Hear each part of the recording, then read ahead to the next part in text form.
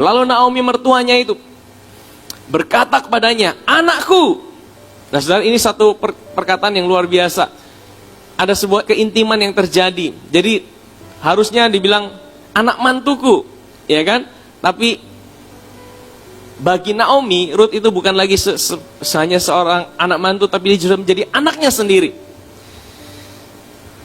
"Anakku, apakah tidak ada baiknya jika aku mencari tempat perlindungan bagimu supaya engkau berbahagia?" Ketika waktu Ruth dan Orpa itu mau mengikut sama Naomi, Naomi bilang, kamu masih muda, kamu bisa temukan suamimu, kamu masih bisa cari suami lagi. Nah saudara, waktu mereka temukan suami, sebenarnya mereka temukan satu tempat perlindungan. Dalam bahasa Inggrisnya, keamanan juga, perlindungan juga, ya, supaya engkau berbahagia. Jadi ketika seseorang menemukan tempat perlindungannya, dia itu berbahagia. Apa yang menjadi perlindungan dalam hidup saudara, sehingga engkau bisa berbahagia dalam hidupmu? Ya, saudara, kita mau berbahagia dalam hidup ini. Apa yang menjadi perlindunganmu? Apa yang menjadi keamanan dalam kehidupan saudara, sehingga engkau bisa berbahagia? Hari-hari ini orang merasa aman ketika, wah, saya punya segala sesuatu. Tapi hari ini saudara, orang punya kekayaan, orang punya jabatan tinggi, tidak menjamin dia bisa bahagia saudara.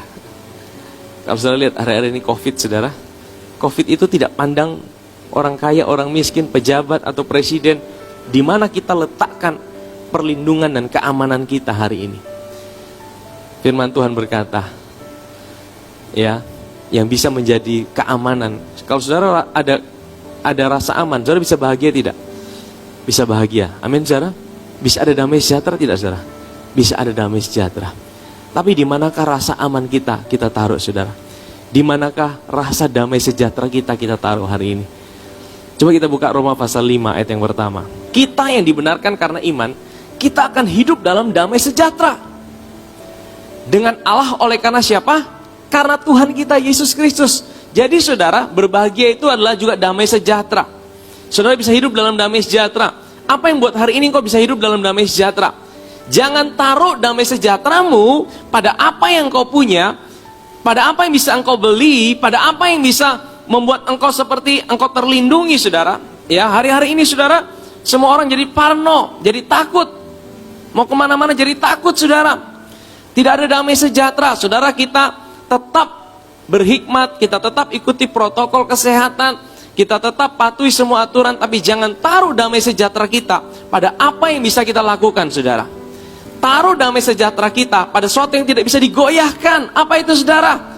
Karya Kristus yang membenarkan hidup saudara dan saya. Amin saudara. Taruh damai sejahtera kita pada apa yang Yesus lakukan 2000 tahun yang lalu. Dia membenarkan kita di atas kayu salib saudara. Dia perlindungan kita. Amin saudara.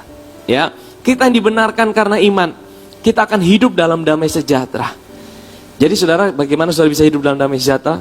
Setiap hari engkau sadari siapa dirimu di dalam Kristus. Engkau lagi susah, sadari aku kebenaran Allah dalam Kristus. Engkau lagi ngalami masalah, aku adalah orang benarnya Tuhan di dalam Kristus. Aku dibenarkan bukan karena aku baik, tapi oleh karena Kristus baik. Engkau lagi ngalamin kebahagiaan, aku adalah orang benarnya Kristus. Aku dibenarkan oleh darah Yesus. Aku milik kepunyaannya sendiri. Sadari itu saudara. Dan jadikan itu sebagai sebuah dasar yang buat engkau bisa punya damai sejahtera, buat engkau bisa punya perlindungan. Amin saudara. Kalau dalam konteks Ruth, sebenarnya Naomi itu mau bilang gini, kamu pergilah sama, dengan kata lain, kamu nikahlah sama Boas. Kalau kamu nikah sama Boas, kamu ada perlindungan. Nah, Boas itu gambaran siapa? Gambaran daripada Tuhan kita Yesus Kristus. Amin saudara.